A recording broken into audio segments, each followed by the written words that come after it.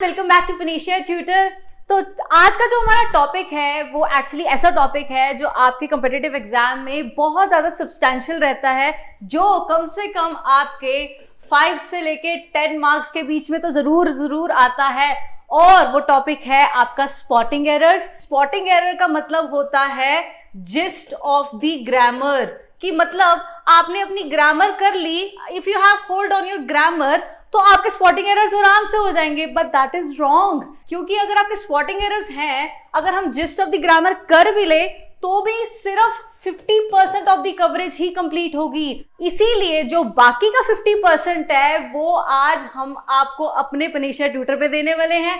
देने क्या वाले हैं? हम आपको चीजों से इंट्रोड्यूस कराने वाले। कौन सी चीजें हैं? वो आपके रूल्स है, ठीक है। You need to know the ropes of the same। आज आपको इसी वीडियो में वो सारे रूल्स मिलने वाले हैं जिससे आपके स्पॉटिंग एरर्स कंप्लीट हो जाएंगे। That's why सबसे पहले चलते हैं हमारे रूल नंबर 1 में, जो स्पॉटिंग एरर में आपको काम आएगा।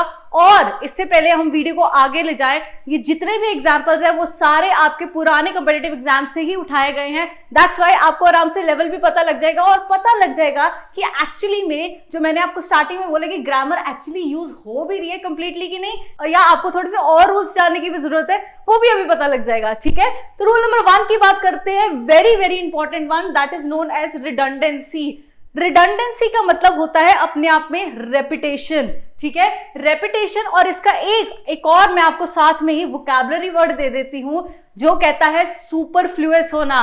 मतलब एक ही सेंटेंस में अगर आप एक ही चीज को बार बार रिपीट कर रहे हो, बढ़ा चढ़ा के बोल रहे हो, उसका मतलब होता है सुपरफ्लुअस होना। सो फॉर एग्जाम्पल अगर मैं आपको कहूं Sneha returned back from the concert, तो Sneha returned back from the concert, एक ही सेंटेंस में मैंने 2 बारी चीज लिख दी है। रिटर्न का मतलब भी वापस आना होता है, बैक का मतलब भी। तो ये क्या हो गया? सुपरफ्लुअस होगी चीज। इसीलिए अगर आपको कंपैरेटिव एग्जाम में अगर क्वेश्चन आएगा, वो कैसे आएगा वो चेक कर लेते हैं। कहते हैं the reason we have not been able to pay income tax is due to the fact that we did not receive pay any time. अब देखो, ऑब्वियसली आपका सेंटेंस शुरू हो रहा है द रीजन से। द रीजन का मतलब ही होता है कि बिकॉज ऑफ समथिंग, ठीक है, बिकॉज ऑफ समथिंग। तो अगर यहां पे बिकॉज आ रहा है तो उसके बाद दोबारा इस ड्यू टू का मतलब भी तो ये होता है कि बिकॉज ऑफ समथिंग, किसी चीज के करके। तो एक ही सेंटेंस में हम 2 बारी बिकॉज ऑफ क्यों डालेंगे? एंड दैट्स व्हाई जो पहला आ गया है वो करेक्ट रहेगा, जो दूसरा आया है वो आपका एरर होगा, ठीक है, वो आपका एरर होगा। And that's why this error is known as redundancy, ठीक है। नेक्स्ट आपका जो रूल आता है talks about no sooner. Again very important वाला। आप कोई भी कॉम्पिटिटिव एग्जाम उठा लो, आपको ये वाला एग्जांपल जरूर मिलेगा कि आपका एक सेंटेंस ऐसा होगा जो नो सूनर से स्टार्ट हो रहा होगा। अब मेरी बात ध्यान से सुनिए, जब भी आपको नो सूनर वर्ड मिल जाए, नो सूनर वर्ड अपने आप में एक नेगेटिव वर्ड है, अपने आप में एक नेगेटिव वर्ड है। तो ऑब्वियसली पिछले वाले रूल के साथ भी इसको कनेक्ट कर देते हैं कि अगर एक सेंटेंस में नो सूनर आ गया तो उसके साथ उसी सेंटेंस में वो नेवर, नॉट या डोंट जैसे वर्ड्स फिर से रिपीट नहीं होंगे, ठीक है। ये सारे एक ही सेंटेंस में दोबारा नहीं होंगे क्योंकि वो सुपरफ्लुअस बना देंगे, ऑब्वियस सी बात है। अब आपको जो एरर चेक करना है वो नो सूनर में क्या हो सकता है, एक तो ये चीज होगी। दूसरा, नो सूनर को जो आपने सॉल्व करना है, उन्होंने आपको एरर पूछना कहां पे ना, वो चेक कर लेते हैं। देखो, जब भी आपको नो सूनर आ जाए तो आपने ना 2 चीजें मेन चेक करनी है। सबसे पहले कि आपको नो सूनर के बाद डिड दिख रहा है, डिड के बाद आपको आपका सब्जेक्ट मिल रहा है, सब्जेक्ट के बाद आपकी फर्स्ट फॉर्म आएगी कि नहीं आ रही है, ऑब्वियसली डिड लगा है। अगर ये चीजें हैं देन वहां तक आपका सेंटेंस कंप्लीट है। नहीं तो इसके अलावा आप क्या चेक कर सकते हो, हैड है कि नहीं है, प्लस सब्जेक्ट है, प्लस सब्जेक्ट आ रहा है कि नहीं आ रहा, प्लस वर्ब की थर्ड फॉर्म, ऑब्वियसली हैड दिया हुआ है। ये अगर चीजें दी हुई हैं तब तक भी आपका सेंटेंस कंप्लीट है। इसके बाद अगर ये वर्ड नहीं दिया हुआ तो एरर है, ठीक है। तो मतलब बेसिकली जो फंडा मैं आपको बताना चाह रही हूं वो ये है कि आपको अगर नो सूनर वाला सेंटेंस आ जाए तो जो आपको एरर पूछेंगे ना वो कॉम्पिटिटिव एग्जाम में, वो यही होगा, इसी पोर्शन में से होगा, ठीक है। आपको यही चीजें चेक करनी होगी और जहां पे एरर दिखेगा आप वहां पे मार्क कर देना, ठीक है। एग्जाम्पल फटाफट से चेक कर लेते हैं। जैसे no sooner did I come out of my room to go to market when it started raining heavily which dressed me completely। No sooner के बाद डिड या हैड में से एक आना चाहिए, तो डिड वाला आ रहा है। डिड के साथ आपका सब्जेक्ट आ रहा है आई, उसके साथ वर्ब की फर्स्ट फॉर्म आ रही है, ठीक है, ये तीनों चीजें यहाँ पे जस्टिफाई हो गई हैं। उसके बाद अब हम क्या चेक करेंगे, यहां तक तो आ गया, देन आ रहा है कि नहीं आ रहा, अब ये चेक करने वाली बात है, क्योंकि यहां तक कोई एरर आपको मिला ही नहीं है। Everything is being justified according to the sentence formation. So, no sooner did I come out of my room to go to market when it started raining. तो when की जगह क्या आएगा आपका, then, ठीक है, ये आपका एरर है, तो इस पोर्शन में आपको एरर मिलेगा। सिमिलर एग्जांपल एक और आपको दे देती हूं, कभी भी आपको हार्डली वर्ड आ जाए ना, इसके साथ भी सेम ही रूल्स आपके अप्लाई होंगे। आपको डिड चेक करना है, डिड के साथ आपका सब्जेक्ट प्लस उसकी फर्स्ट फॉर्म, या फिर हैड प्लस सब्जेक्ट प्लस उसकी थर्ड फॉर्म। अब उसके बाद अगर ये चीजें जस्टिफाई हो जाती है तो आपने और क्या चेक करना है, या तो आपका when आएगा या फिर आपका before आएगा। These are the words which will be following immediately after these corrections, ठीक है। तो अगर ये पोर्शन ऑलरेडी करेक्टेड मिलेगा तो अब आपने ये ढूंढने चले जाना है एरर। ओके, एग्जाम्पल चेक कर लेते हैं। Hardly had he come out of the cinema hall then the bomb exploded and shattered the hall completely.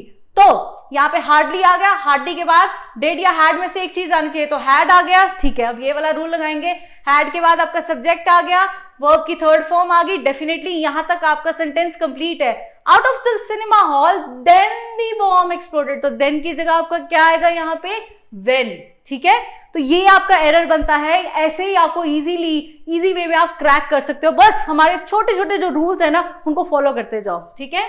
क्योंकि देखो यूजुअली अब हम टेंसेस आपको करा सकते हैं, टेंसेस सब कराते हैं, सब वीडियोस बनाते हैं, बट जो लगने कैसे हैं, वहां पे यूजेज कैसे होनी है स्पॉटिंग एरर में, वो तो यही पता, वो यहां जाके आपको पता लगेगा ना। दैट्स व्हाई मैंने आपको स्टार्टिंग में बोला था कि कुछ रूल्स बताने बहुत ज्यादा जरूरी हो जाते हैं। जो अनटिल एंड अनलेस है ना, वो भी आपके एक तरह से नेगेटिव वर्ड्स ही होते हैं, ठीक है। तो इन वर्ड्स के साथ भी आपका नो, नेवर, डोंट, नॉट, ये सब वर्ड्स नहीं आएंगे। अगेन फर्स्ट वाला रूल ही कि सुपरफ्लुअस बना देगा, एक ही सेंटेंस में दो चीजें नहीं आती हैं, ठीक है।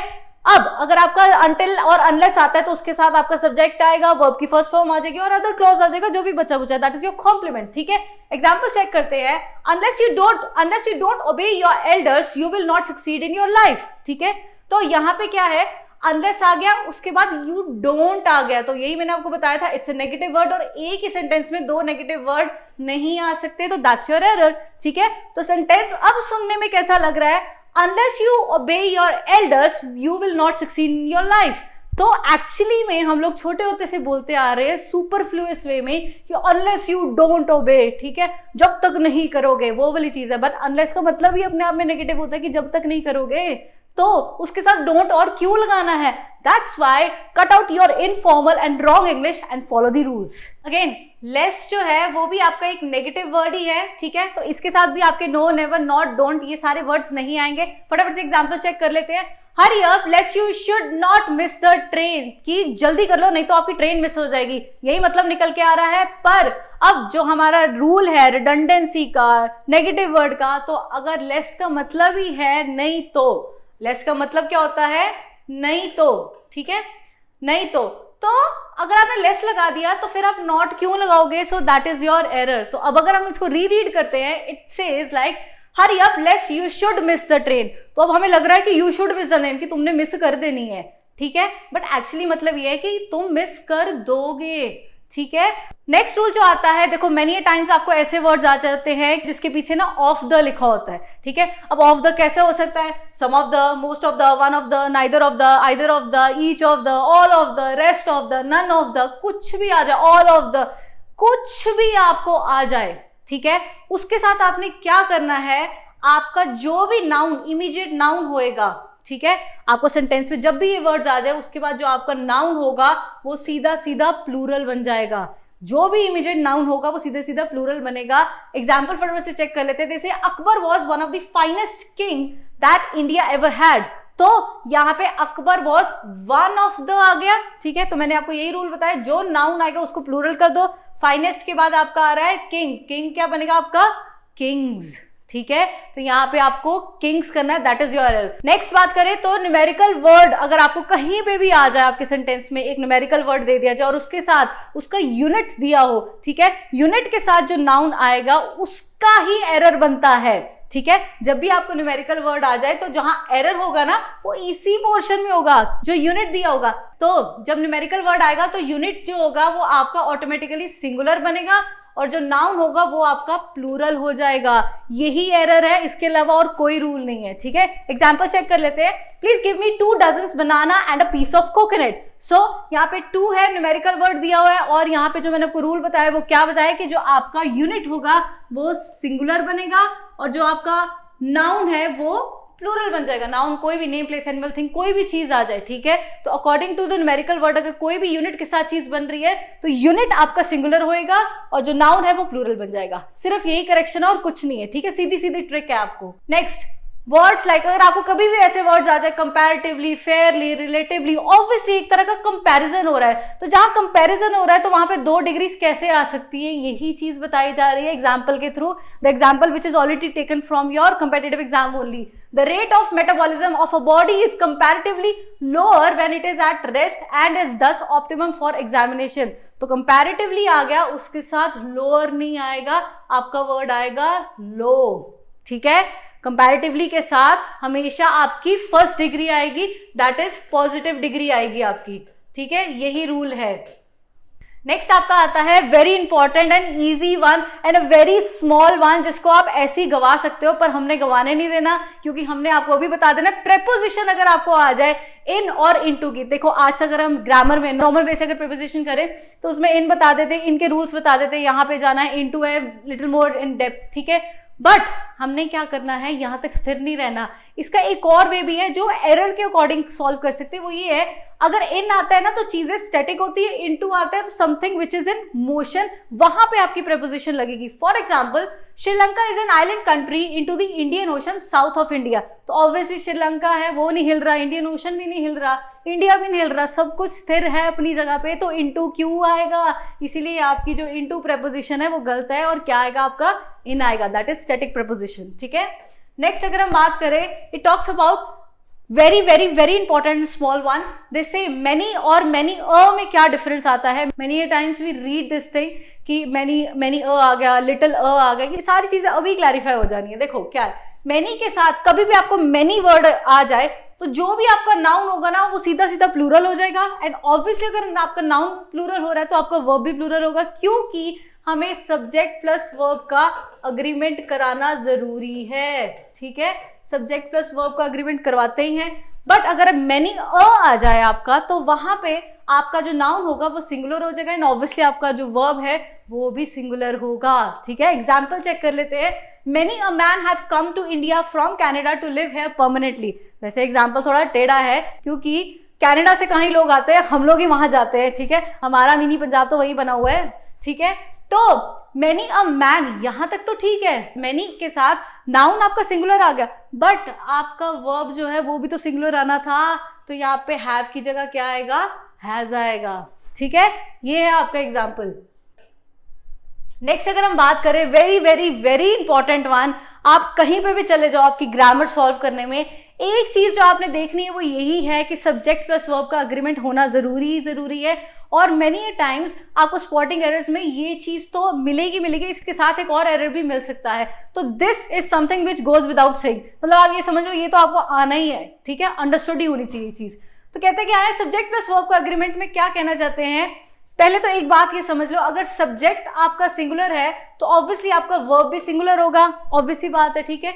अगर आपका सब्जेक्ट प्लूरल है तो आपका वर्ब भी प्लूरल होएगा, ठीक है। अब उसको समझने की कोशिश करते हैं। एग्जाम्पल कहता है the school is close today. School क्या है, हमारा सब्जेक्ट है, सिंगुलर है, इसलिए हमारा इज आ रहा है, ठीक है। The schools are close today, plural हो गया हमारा सब्जेक्ट, इसलिए हमारा वर्ब भी जो है वो प्लूरल हो गया। अब ये तो समझ लिया, पर ये इज और आर वर्ब कैसे हो गए। आज तक हमें यही समझ आ रहा था कि वर्ब का मतलब होता है एक्शन होना, ठीक है।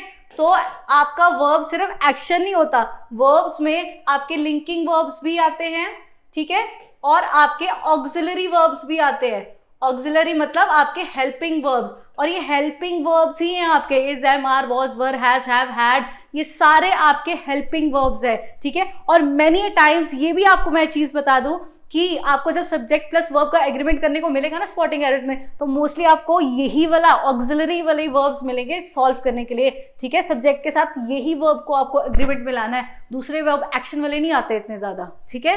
तो इसी से रिलेटेड अगर मैं आपको एक और चीज भी बता दूं, देखो कोई भी ऐसा वर्ड आ जाए which is ending with body, like anybody, everybody, nobody, ठीक है।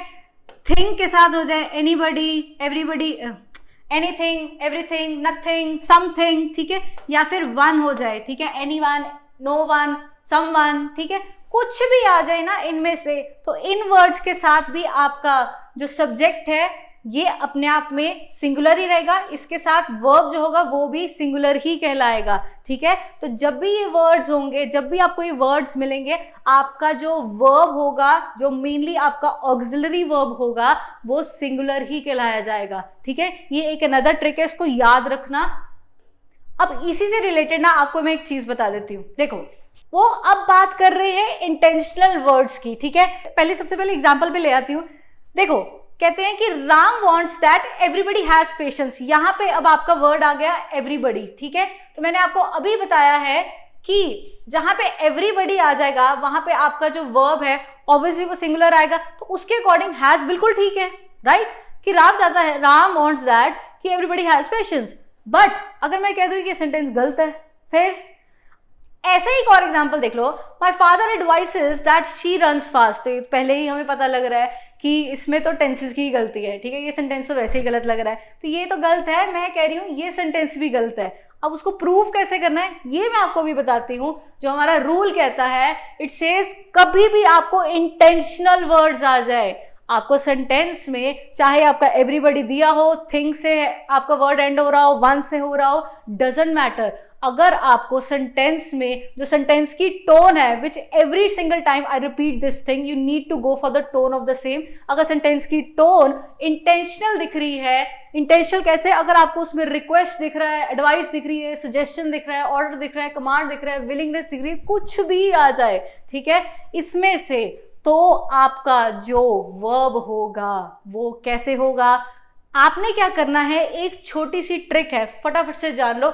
कुछ भी ये आ जाए, आपने जो एरर सॉल्व करना है ना, वो इस चीज पे करना है। ये ट्रिक है, इसको जान लो। सिर्फ आपने 4 चीजों को रेक्टिफाई करना है। 4 चीजें आपकी क्या है, सबसे पहले आप ढूंढोगे, सबसे पहले आप करेक्ट कर सकते हो या तो आपका एक्शन वर्ब जो उसमें दिया है, या फिर आप करेक्ट कर सकते हो शुड बी लगा के या शुड हैव लगा के, ठीक है, या फिर आप टू लगा सकते हो या फिर आप बी लगा सकते हो, ठीक है। सिर्फ ये 4 ऑप्शंस हैं जहां पे आपकी करेक्शन बनेगी।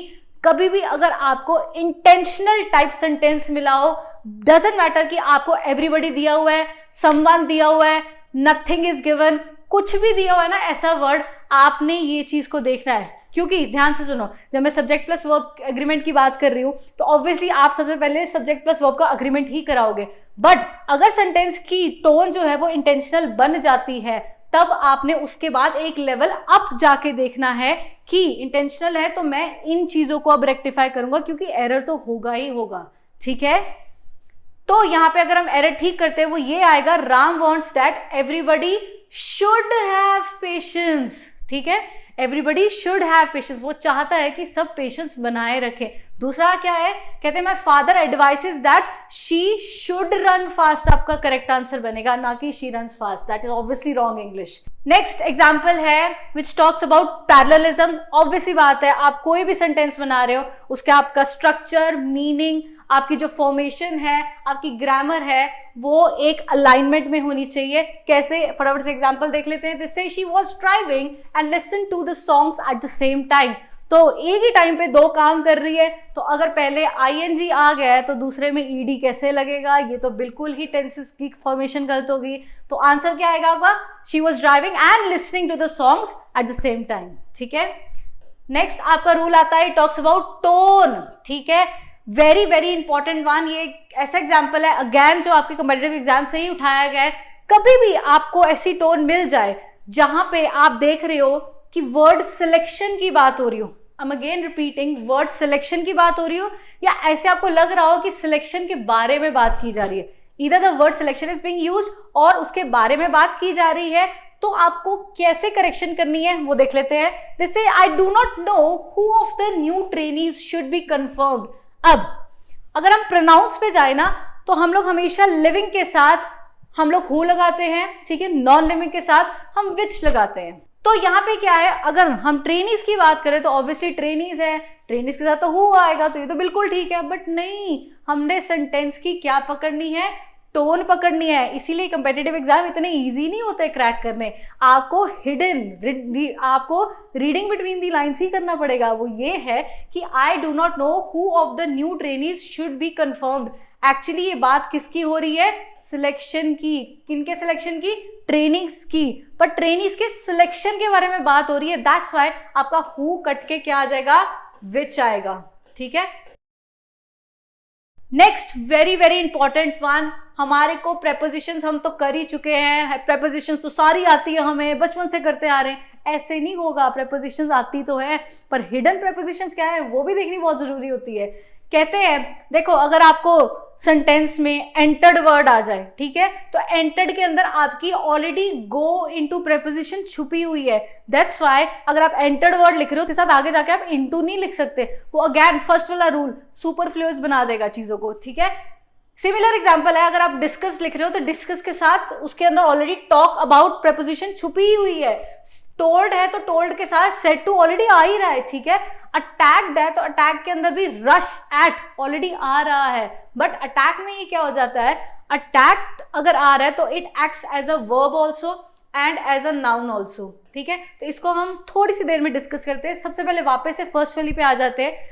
अगर आपको एग्जांपल आ जाए, फॉर एग्जांपल इफ आई से I entered into the room, that is completely wrong, गलत है, ठीक है। I entered the room is the correct answer. तो मेनी टाइम्स आपको ऐसी सिचुएशन मिलेगी भी, कॉम्पिटिटिव एग्जाम में आपको क्वेश्चंस आएंगे भी कि आपको एंटर्ड के साथ इनटू दिया होगा, सीधा सीधा वहां पे एरर है, ठीक है। आपको कभी कभी ये भी हो सकता है we discuss about something, for example if I say we discuss about spotting errors today, गलत है। हमने कैसे बोला है, we discuss spotting errors today, क्योंकि उसके अंदर टॉक अबाउट ऑलरेडी है, ठीक है।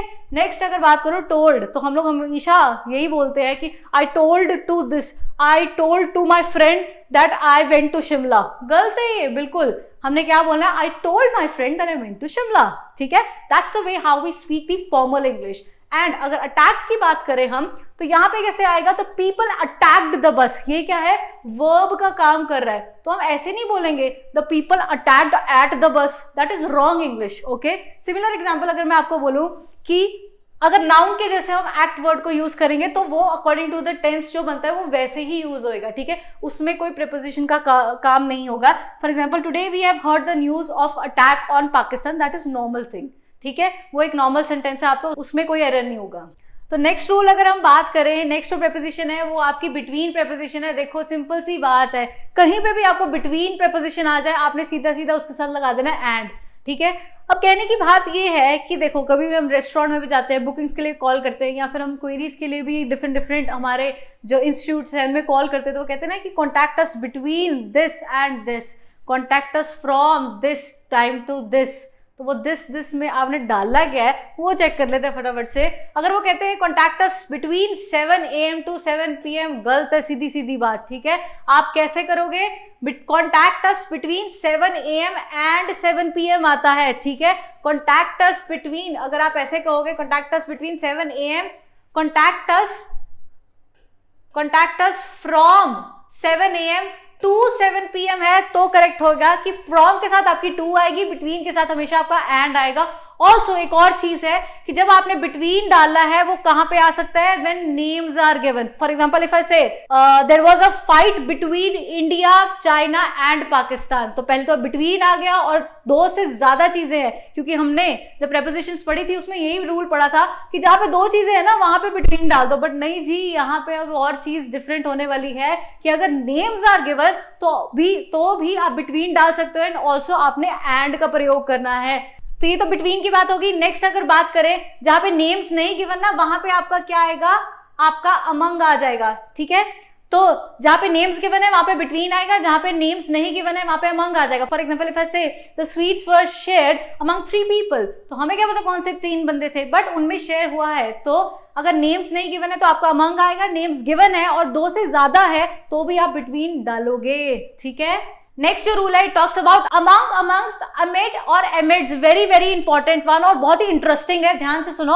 अमंग और अमंगस्ट कहाँ आता है? जहां पे जो आपका नाउन है ना वो क्या होगा? काउंटेबल होगा, नाउन आपका काउंटेबल हो जाएगा। ऑल्सो एमिड और एमिड्स का आएगा जहां पे आपका जो नाउन होगा मोस्टली वो अनकाउंटेबल ही दिखेगा।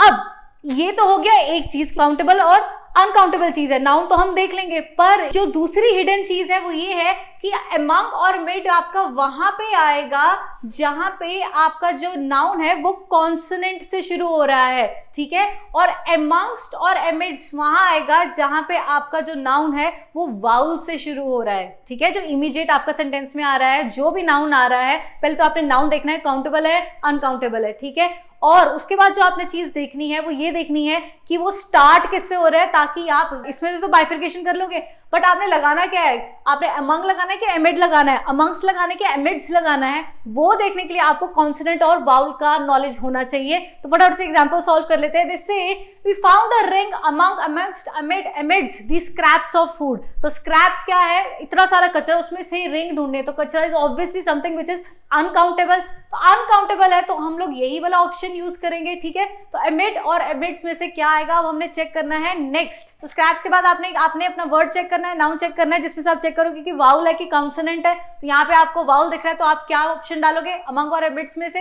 अमंग और एमिड्स में से भी आपने अनकाउंटेबल वर्ड डालने, तो आपका आंसर क्या बनेगा? एमिड्स, ठीक है। तो आपका आंसर क्या बनेगा?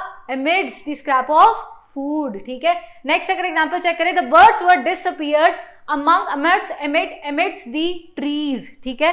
तो फटाफट से पहले देख लेते हैं ट्रीज क्या है आपके।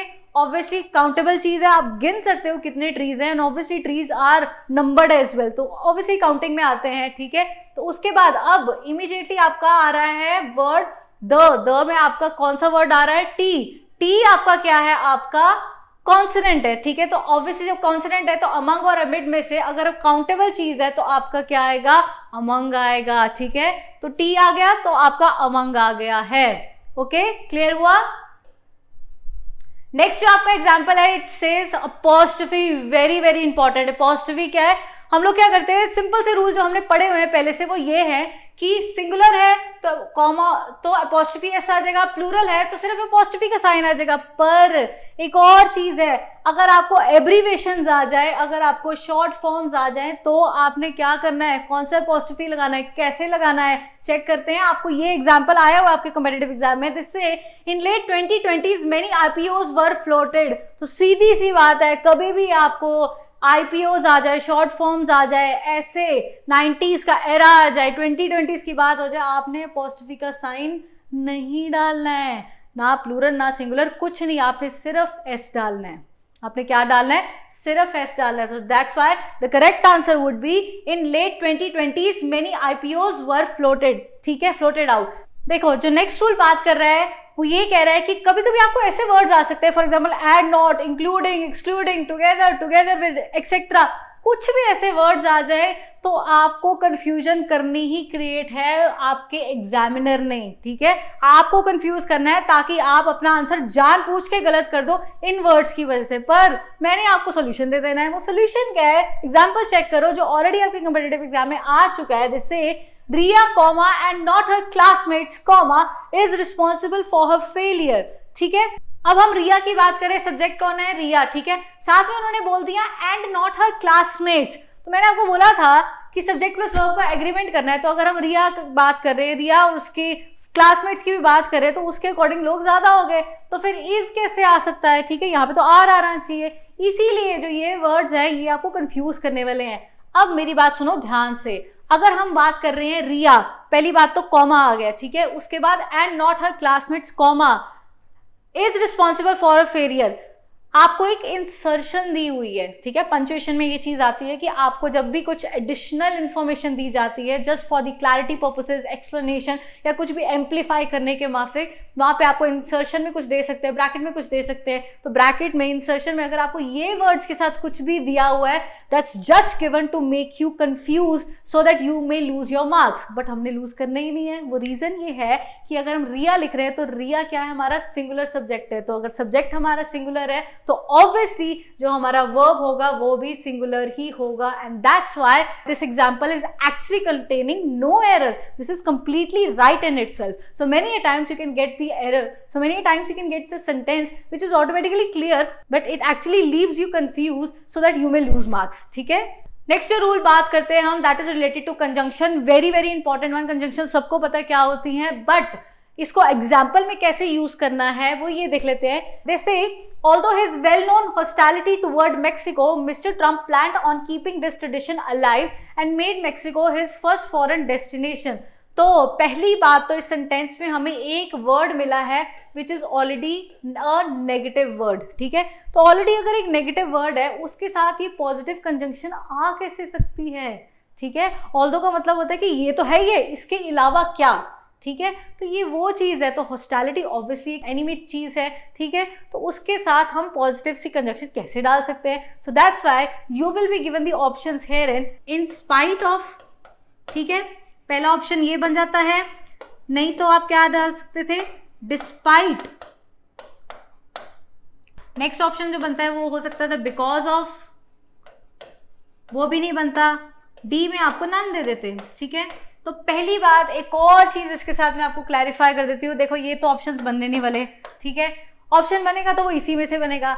अब इसके साथ एक और रूल ऐड कर देती हूँ, एक और क्लैरिफिकेशन दे देती हूँ. लोगों को यही नहीं पता होता कि what is the difference between in spite and despite. ठीक है, तो सबसे पहले आपको यही रूल क्लियर कर देती हूँ. इंस्पाइट यूज होता है जहाँ पे चीजें जो होती हैं वो इनफॉर्मल होती हैं. ठीक है, इंस्पाइट कहाँ यूज किया जाता है, जहाँ पे चीजें इनफॉर्मल है. डिस्पाइट वहां यूज किया जाता है जहाँ पे चीजें फॉर्मल हैं. ठीक है, ये तो होगी एक चीज. दूसरा क्या है, इन स्पाइट ऑफ लिखा कैसे जाता है, with a hyphen in between. ठीक है, ऑल्सो थर्ड रूल क्या है, इन स्पाइट ऑफ होता है, despite you can write as it is. Despite के साथ ऑफ लगाने की जरूरत नहीं होती है. ठीक है, तो इसमें से जो बेस्ट सूटेड बनेगी, and obviously it is a formal example, तो यहाँ पे आपका जो आंसर बनेगा वो डिस्पाइट बनेगा. ऑल्दो की जगह आपकी क्या आएगी, despite his well-known hostility toward Mexico, Mr. Trump planned on keeping this tradition alive and made Mexico his first foreign destination. So this was all for today's video. Thank you so much everyone. I hope आपको ये सारे tips और tricks clear हुए हैं. You got to know the ropes as well and a little bit more knowledge on the gist of your grammar. So thank you so much everyone. All the best for your exam, and this is Radhika signing off. We'll meet the next time. Bye bye.